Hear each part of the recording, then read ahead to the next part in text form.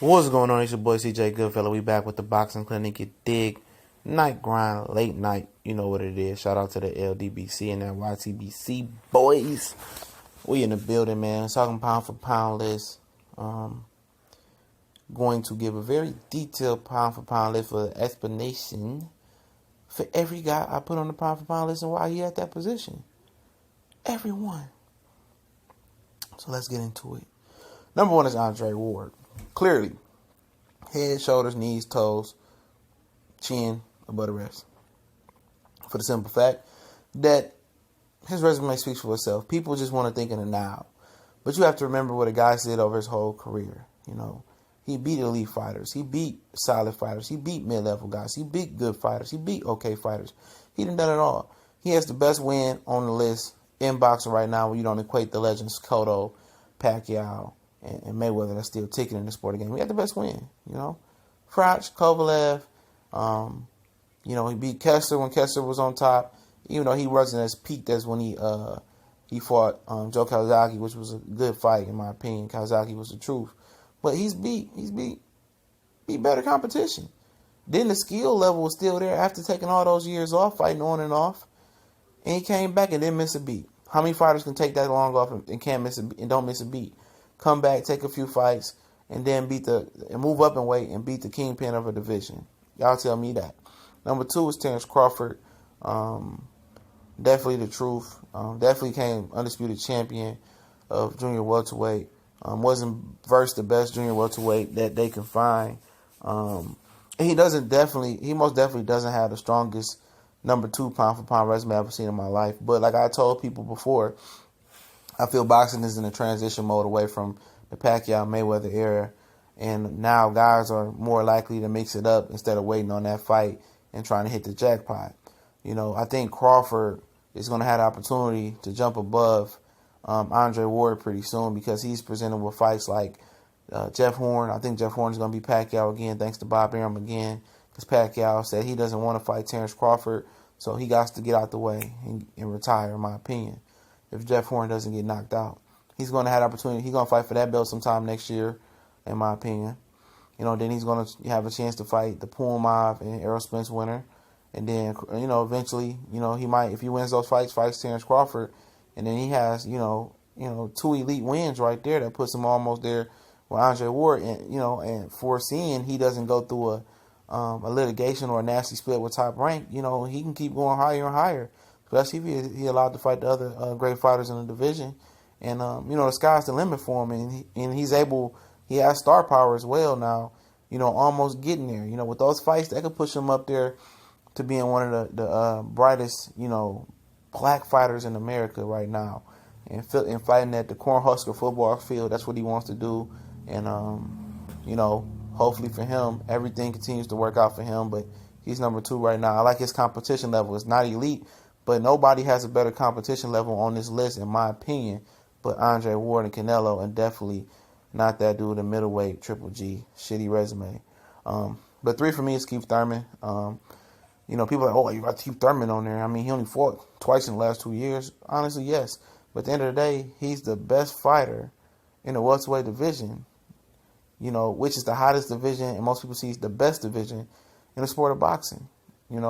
He's the guy. He's number one at the best division right now, the hottest, most popular division. He's number one. And he beat the names, from Danny Cherry Picking Swift Garcia to, he beat Robert Guerrero before Robert Guerrero was really damaged goods. He beat Sean Porter, another top contender in his division as well. So he's done well for himself, man. And it's just a simple fact that he's a savvy vet. He got clout. Not in that division. He waited his turn. He was in Errol Spence's position. People who support Errol Spence forget that. Keith Thurman was that feared guy. But, he waited. He was patient and fights, presented himself. And he grabbed the opportunity by the horns, and now he's the guy. Excuse me. Now, number four is Vasily Lomachenko. I just explained this several times over and over again. People say, oh, he only got 10 fights. How you do this? He lost to Rolando Salido. To me, it's basically he passes the eye test in the resume and the fights that he did. The fighters that he did fight. He He beat Nicholas Walters, who was undefeated. Even though he's come off a draw, I thought he won a draw and off a long layoff, in my opinion. He's a very good fighter. He beat Rocky Martinez, who was a solid top 10 contender at the time. He beat Gary Russell, who I think is his best win right now. Gary Russell is looking like he can be a top 10 pound-for-pound fighter pretty soon if he can just get Cruz, Frampton, Oscar Valdez in the ring. I think he beats all of those guys, by knockout, except for Oscar Valdez. I think he has a pretty good chin and stamina, but I don't think he knocks out the other two, in my opinion. So, it's looking up and up for him. He passed the eye test. He got a solid resume. He's that guy, Number 5 for me is Earl the Truth Spence Jr. For the simple fact, man, he did beat Kell Brook. I think that's the only win he does have. So that makes his resume a little light, That's what people forget. Motherfuckers got him 2, 3, I put him at 5, and, it's debatable. I would debate people on that. But I think, his eye test, puts him in that position. He looks the part. He looks the real deal. Everything that you hear from the sparring partners out the TMT gym and everywhere else, knocking out Broner and sparring. The way he beat Kell Brook, he made those adjustments that, regular boxing fools don't see. And he's able to, control that distance with Kell Brook and not let Kell Brook hold him like he held Sean Porter. Sean Porter smothered this work. Earl Spence was able to step back, get that perfect distance, work the body, and, work and make it look clean, in my opinion. Canelo Alvarez is number 6, in my opinion. Canelo is a beast. And, he gets the job done. What can you say about Canelo Alvarez? And he's a talented guy, and he has a good resume. I hear people shitting on his resume, in my opinion. But I don't get it. He beat Austin Trout. He beat a past his prime Angulo. I think Lara took his prime, in my opinion.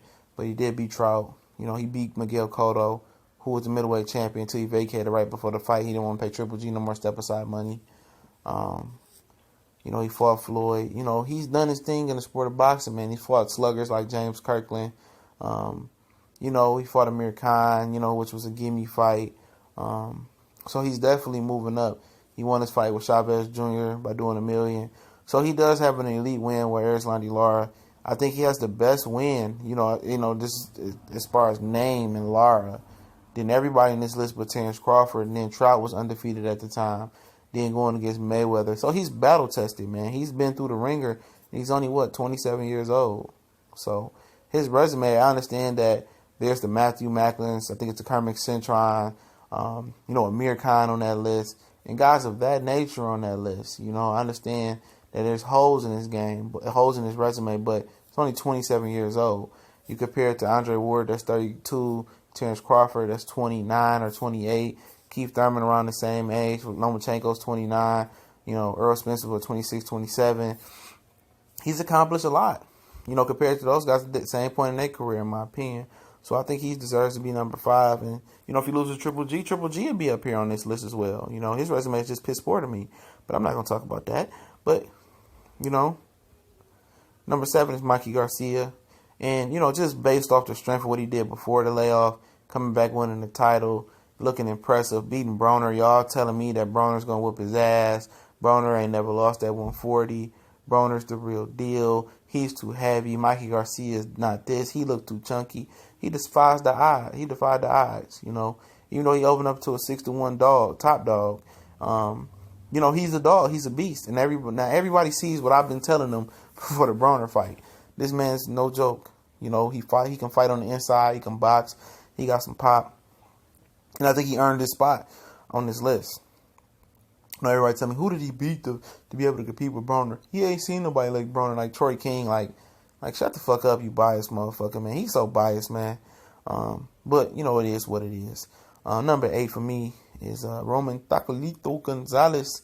He lost to the Sorg. He going to get a chance to redeem himself. I think it's in September, right? It's the triple header flyweight, super flyweight card that got the new UI for Japan coming over to Carson, California. Carlos Corradas, and then Roman Gonzalez taking on Sorg on that card as well in a rematch, which in my opinion I thought Sorg won, but like I said, The one loss don't just take you completely out of my pound for pound list, unless it was just an embarrassing loss. Like, it was just embarrassing. And, for his loss, I legitimately thought he lost by a couple or a few points. But, just like every basketball player, they have an off night. And for him, he had an off night. So, I still keep him on there. He beats Soric, and then he fights Karadas, and then potentially Inoue.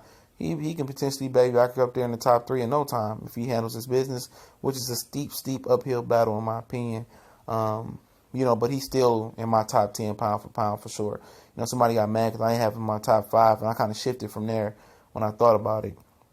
But he's still in there. I'm not going to just take him out of there because he's a smaller guy. You can't just erase the first, almost 50 fights he had in his career for one loss in boxing. That just pisses me off.